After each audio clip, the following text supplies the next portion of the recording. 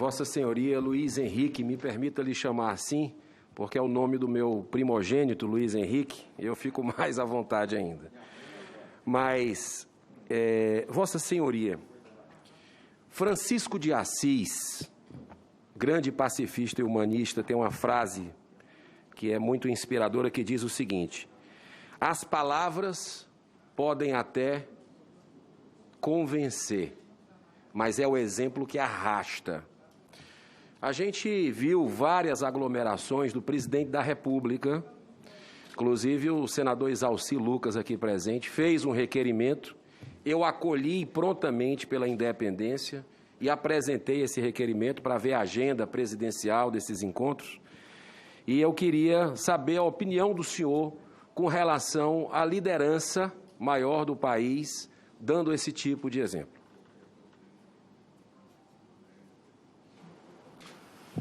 Olha, eu acho que todos nós, em algum momento, acertamos e erramos. Existe a necessidade de se ver em que circunstâncias que isso se dá. Se há o dolo intencional, se há aquela coisa, vou fazer exatamente para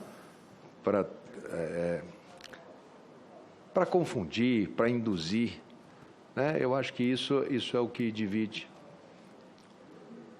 Tá. Então, o senhor considera que foi um equívoco de sua parte na despedida do Ministério da Saúde, em abril de 2020, onde a gente já tinha números preocupantes da pandemia. O senhor foi flagrado abraçando, cantando, sem máscara, aglomerando no interior do próprio Ministério da Saúde. E em novembro de 2020, uma situação mais delicada ainda que a nação vivia, o senhor estava jogando sinuca em ambiente de aglomeração, sem máscara, ao lado de pessoas sem máscara. Isso foi um erro ou isso é hipocrisia? Não. A Tereza, que era funcionária do Ministério da Saúde, naquele momento o Ministério da Saúde estava muito comigo, senador. A semana anterior eu já era ameaçado de demissão e eles desceram todos para o chão do Ministério da Saúde para me receber e comemoraram que eu permaneci e eu os mandei trabalhar. Nós trabalhávamos com um conceito de biossegurança forte. O uso do colete do SUS não era nada além do que a recomendação do Wanderson, já que ternos e gravatas, como não são lavados todos os dias, podem ser elementos de transmissão. Conseguimos atravessar com toda a equipe sem um caso. Naquele dia foi o dia que foi testado todo mundo no teste rápido. E a Tereza é uma funcionária de carreira. E eu a abracei simbolicamente, despedindo. Eu não deveria, mas era muita emoção naquele momento ali. Era uma equipe muito unida. Quanto ao segundo ato, nós estávamos em novembro, estávamos em eleições municipais. Todas as cidades estavam já com as suas regras estabelecidas. Esse estabelecimento estava aberto. Era um sábado à noite. Estava eu e meu filho tendo uma conversa de pai para filho. E você pede alguma coisa para comer e estava ali. Eu vi que eles bateram fotografia. Mas dentro do que eram as regras da minha cidade. Assim como depois, voltando de uma visita que faço anualmente, e esse ano já fui, e foi nesse dia que eu fui a Aparecida, eu sou devoto de Nossa Senhora Aparecida, e desci pelo litoral e parei ali para ver uma praia. E parei durante 2 horas e fui embora também. Mas todas elas dentro das regras que eram estabelecidas para aquele momento nos locais que eu estava. Muito obrigado. Vossa Senhoria falou aí que no dia 3 de janeiro do ano passado, o Brasil emitiu um comunicado, não sei se é essa a expressão, para a OMS, perguntando se existia uma pandemia. No dia 24 de fevereiro, a OMS respondeu, dizendo que existia. Eu lhe pergunto, por que o senhor, como ministro da Saúde do Brasil, não recomendou expressamente que quase um mês depois, no dia 21 de fevereiro, uma festa tradicional do Brasil, chamado Carnaval, inclusive o senhor deu uma entrevista, eu estou aqui com ela, ao UOL, e aos bastidores do poder da Rádio Bandeirantes, que foi republicado pelo UOL, dizendo o seguinte: coronavírus preocupa no Carnaval, mas não tem como parar a vida. Ou seja, Por que o senhor não falou com o presidente, não pediu de alguma forma aí para que as pessoas não realizassem, as prefeituras, os estados não realizassem o carnaval no Brasil, ministro? Bom, primeiro, com o presidente, com certeza não teria sido o mais fecundo. Agora, a gente seguia nesse momento, senador Girão, as recomendações da OMS. A OMS não mandou fechar voos da China. As feiras de negócios continuaram a acontecer. Expressamente ela dizia que não era para fazer restrição de movimentação. Não havia nenhum caso registrado dentro do Brasil. Tem certeza? Nós estávamos sob efeito de vigilância. Os brasileiros, o mundo estava ainda andando. Eu não posso, até para ilustrar, eu fui um dos poucos ministros de Estado do mundo convidado para o Fórum Econômico de Davos, na Suíça. O presidente dos Estados Unidos, Trump, estava lá. Não tinha ninguém de máscara, não tinha nenhum álcool gel. Isso era no dia 23, 22 de janeiro. As reuniões eram todas em salas fechadas, estava frio do lado de fora. Tinha delegação de China para todos os lados. E não havia nenhum tipo de alerta sobre absolutamente nada, embora a gente já captasse. Esse era o mundo, senador. Tá. Esse era o mundo, no mundo inteiro. Agora, o presidente pediu para que não se realizasse o carnaval. Não. Presidente da República. Não. Essa informação, não para o senhor, não. mas ele chegou a falar isso publicamente. A mim, não, nunca. Tá. Outra pergunta, o senhor falou que comprou, o Brasil foi pioneiro em comprar 15 mil respiradores. Eu não lembro o preço unitário que o senhor falou. 13 mil. 13 mil reais?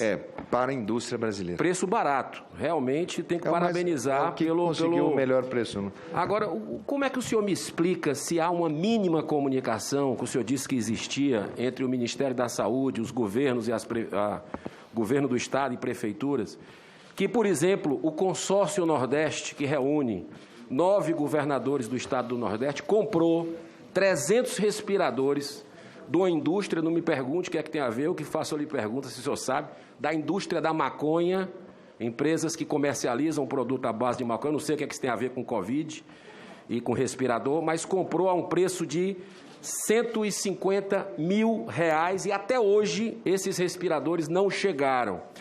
E a minha capital, Fortaleza, por exemplo, comprou respiradores, acredite, 234 mil reais a unidade, enquanto foram 13 mil reais que o Ministério da Saúde comprou. O senhor tem como, de alguma forma, não tinha informação nenhuma que os governadores e prefeitos estavam fazendo essa festa com esses valores? Senador, nós fazemos aquilo que é da nossa competência. Nossa competência naquele momento foi: vamos organizar a indústria nacional e vamos fazer uma encomenda de 15 mil e vamos dar a ela todas as condições de material, equipamento, agilidade, para ser feito no menor tempo possível o maior número de respiradores que a gente necessita. Agora, entre ela startar e ela entregar, é esse gap que a gente vai aumentando. Ninguém tinha, naquele momento, 15 mil respiradores em cima da prateleira. E tudo pactuado dentro do sistema. Isso não impede eles de tentarem comprar. Agora, à época eu conversava muito com o ministro Moro, senador Girão. E o ministro Moro me mandou para dentro do Ministério da Saúde, por solicitação do Ministério, o então superintendente da Polícia Federal. Eu fiz a reunião com ele. Falei, estou repassando todos esses recursos aqui, os senhores devem fazer toda essa parte de monitoramento para que vocês possam fazer, dei para eles os dígitos, localizadores todos, para que eles pudessem fazer o zelo pela coisa pública. Perfeito.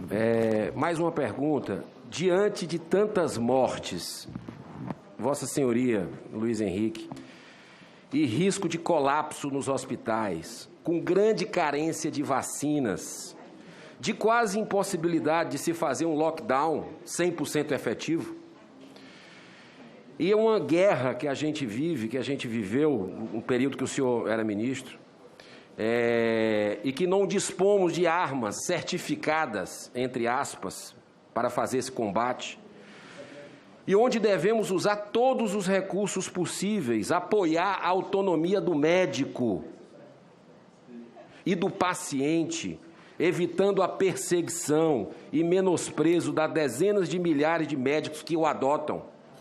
disponibilizar na rede pública de saúde, com os necessários cuidados na sua administração, os diversos medicamentos seguros e com evidência científica. Eu faço aqui um parêntese. Evidência científica é uma coisa muito usada, muito batida, mas a ciência está dividida com relação a tratamento preventivo ou profilático ou tratamento imediato ou precoce. Existe uma divisão clara, alguns países adotam, outros não, e isso é importante que nessa CPI a gente possa ter um equilíbrio para ouvir, para buscar a verdade. Eu lhe pergunto, o senhor não considera que errou por ter sido um opositor à opção do tratamento precoce ou imediato, proporcionando à população pelo menos o direito a esta tentativa de tratamento extremamente seguro, segundo especialistas e médicos renomados, que nós tivemos a possibilidade de ouvir aqui no Senado já, amplamente disponível e a um excelente custo-benefício, com chance de reduzir a mortalidade, transmissão, a síndrome pós-Covid e até prevenir a infecção em um país que tem menos de 10% dos municípios que possuem leito de UTI. Será que o senhor vai ter algum remorso se no futuro, dentro de pouco tempo, se confirmar a expectativa de muitos médicos brasileiros reunidos em associações que estão fazendo com resultados clínicos evidenciados? Eu queria saber do senhor isso. O senhor vai ter remorso? Não, senador, aqui é ciência, aqui é estudo. Eu jamais na minha vida tomei decisões sem estudar. E a gente, quando estuda, principalmente quando tem uma situação como essa, que você tem uma doença que ainda não está determinada, a gente tem que acreditar nas bases do seu estudo. Aqui tem advogados, aqui tem engenheiros. A base da medicina, ela é ramo da filosofia, ela é Hipócrates. Ali, ela diz que sem diagnóstico não há tratamento. Parece uma coisa simples, mas quanta gente erra isso mundo afora. Ali ela diz non nocere. Não pode sem risco-benefício, senador. Do mesmo modo que bate na tecla da cloroquina, existe, por exemplo, pessoas que falando só de preconizam... Estou falando ivermectina. Tem pessoas que preconizam ivermectina, também sem fundamento científico. Ela é inerte. Se não servir para nada, ela pelo menos serviu para matar verme, como eu escuto. Não, pode usar porque está sendo usado em tal lugar. Tem que restar comprovado.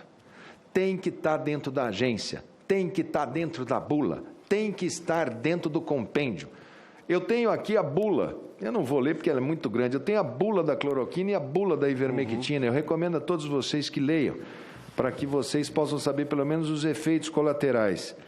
A autarquia federal responsável de se fazer exatamente a proteção da sociedade a isso, ela é fruto da Revolução Francesa, são os conselhos. O conselho deveria ter dado o parâmetro. Os médicos ficaram cada cabeça uma sentença. Eu tenho, por exemplo, ozonioterapia intrarretal, que está sendo preconizado. Eu vi cloroquina sendo usada como nebulização partindo de comprimido com talco. Essa via inalatória, ela é uma via de margem de segurança muito menor do que a gastrointestinal. Então, o que a gente está vindo, não. Eu espero que alguma substância funcione. Se tem uma pessoa que espera muito da ciência, sou eu. Agora, alguém tem que ser racional, alguém tem que falar, eu vou pelo estudo. Perfeito. Deixa eu só fazer a última pergunta. A gripe H1N1, que não havia evidência científica de que medicamentos como oseltamivir, nome comercial do Tamiflu, seria eficaz para o tratamento da enfermidade. Que médicos, graças à autonomia do médico e do paciente e de apoio que receberam, começaram a prescrever, mesmo assim obtendo ótimos resultados, que somente mais tarde veio a comprovação científica da sua eficácia na redução de tempo de hospitalização e que resultou em grande número de vidas poupadas. 15 segundos. A pergunta que eu faço nos 15 segundos que restam, em outras palavras, para o senhor, a administração do Tamiflu para o H1N1, quando não havia evidência científica de sua eficácia, foi um crime? Não, ela foi um acerto da ciência. A ciência não comete crime, doutor. A ciência, ela vai à luz dos fatos, quer a gente goste do resultado ou não. A ciência parte da dúvida. Não existe verdade absoluta, você vai lá e submete a sua verdade. E submete aos pares. Se não fosse assim, o iluminismo não teria existido, a era da ciência, nós estaríamos nas trevas, nós estaríamos ainda com crendices e bruxices. Para isso existe a ciência, para isso ela é feita, para tomar decisão baseado nela. Para o bem, quer eu goste, quer eu não goste, ela está ali, ela é límpida, igual água de rocha, tem que colocar ali. E muitas vezes a gente acredita numa coisa e depois a gente fala, puxa, o que eu acreditava realmente não era, ela mudou. E é assim, a nossa lavra é dessa maneira. É assim com meu filho, que tem 25 anos e é residente de cirurgia geral, e é assim com meu pai, que tem 90 e é médico e que é meu conselheiro de filosofia. Nós temos aí, eu estava aqui hoje, eu estava usando esse anel de médico aqui, esse meu avô deu para o meu pai deu para mim, e eu dei para o meu filho. E é por ali que a gente vai. É assim. Não, e quando a gente fala, o cientista tem que decidir dessa maneira, a Igreja Católica já fez loucuras, até com Galileu Galilei, fez ele desfazer que a Terra era o centro do universo. Então não existe, deixe-os trabalhar. Eles vão trazendo. No caso da H1N1, eles trouxeram a evidência científica, foi, colocou, fez, ótimo, usamos, foi, consertou, depois veio a vacina acabou de usar o medicamento. Existem os consensos são mundiais, né? Eles são mundiais. Os Estados Unidos procura, a Europa procura, todos os países procuram hoje uma solução dentre as substâncias que existem. Substâncias primárias demoram para ser sintetizadas, mas alguém tem que ficar dentro do livro. Muito obrigado, ministro. Obrigado, senador-geral.